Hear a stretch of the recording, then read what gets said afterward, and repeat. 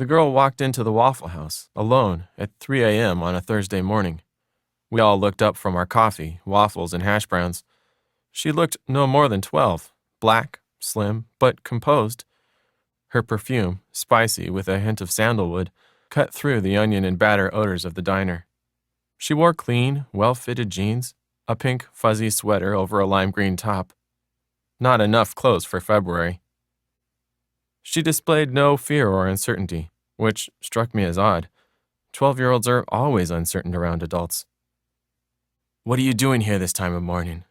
Sandy, the waitress, asked the girl.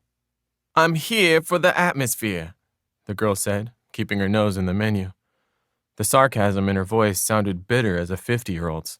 Sandy looked at me. "The lady's just trying to be friendly," I said to the girl. "No need to be rude." "Mind your own business, old man." The girl pronounced it bidness. Sandy laughed. She knew the old man would piss me off. "You suppose you could take my order?" the girl said to Sandy. Not a hint of a smile to soften her words. "What you want, honey?" Sandy said. "Lucky Charms? Count Chocula."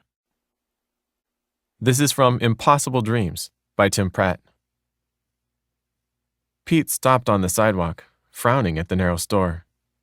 The lettering on the door read Impossible Dreams Video, and the smudges on the glass suggested it had been in business for a while. Except it hadn't been. Pete knew every video store in the county. He never even heard of this place. When he opened the door, the clerk said, "Let me know if you need any help." And he nodded, barely noticing her beyond the fact that she was female, somewhere south of 30. Pete headed toward the classics section.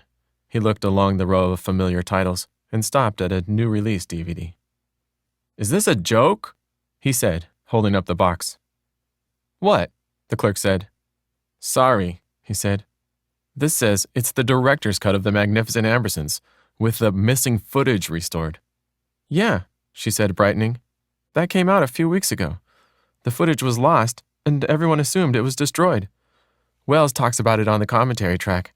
I mean, it's a little scattered, but the guy's in his 90s. What do you expect?" "You're mistaken," Pete said.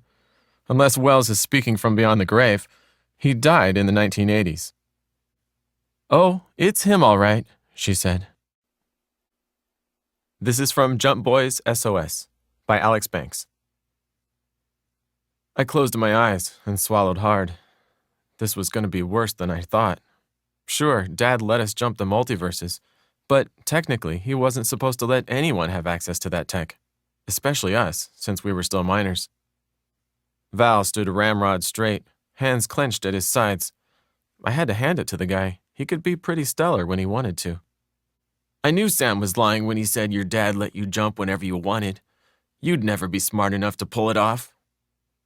Val didn't budge, even though what Sam said wasn't at all what Val actually told him. "I'm no liar, Drake." The first bell rang and the crowd shifted, but Drake took a step forward until he stood toe-to-toe with Val. "Do it then, and bring me proof tomorrow morning, before first bell.